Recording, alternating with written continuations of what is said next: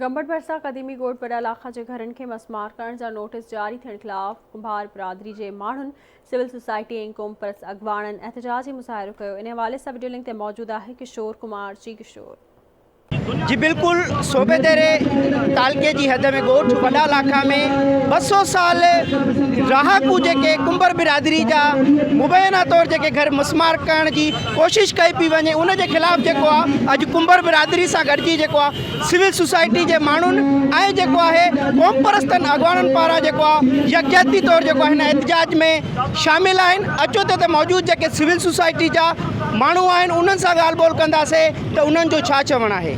जो press club जे अॻियां पुरअमन एहतजाज था कयूं। असांजो मुतालबो इहो आहे, पहिरियां त असांजो मुक़दमो ॿुधो वञे।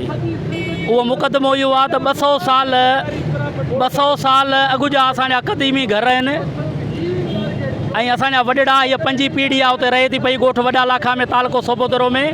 ॻोठ जा कुझु शरपसंद अनासर आहिनि, ॻोठ जा बासर वॾेरा आहिनि जेके रेवेन्यू इंतज़ामिया सां मिली करे कागज़नि में हेरा फेरी कराए ऐं जेको आहे असांजा घर जेके आहिनि कब्रिस्तान जे सर्वे नंबर में ॼाण आहे ऐं असांजा घर जेके आहिनि उहे पटु कराइण था चाहिनि। असीं ज़िले इंतज़ामिया खे ख़बरदार करणु घुरूं था त जेके 200 साल पुराणा उन्हनि जा घर आहिनि, क़दीमी रहाकू आहिनि, हू हिन धरतीअ जा वारस आहिनि, हू हिन धरतीअ जा पोरियत आहिनि, त उहे कब्ज़ेगीर कीअं थी था सघनि। कब्ज़ेगीर त उहे आहिनि जेके ॿाहिरियां अचे हिन धरतीअ ते कब्ज़ो करे वेठा आहिनि। सरकार खां पुरज़ोर मुतालबो था कयूं त हिननि क़दीमी माण्हुनि खे पंहिंजे घरनि खे मिसमार न कयो वञे ऐं हिननि खे हिते आराम सां रहणु ॾिनो वञे।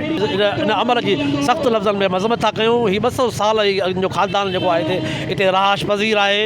सरकार खां मुतालबो था कयूं त इन जेको आहे उनजी नज़रसानी करे ऐं उन्हनि जी जेको आहे उन्हनि ते नज़रसानी करे उनखे एडजस्ट कयो वञे।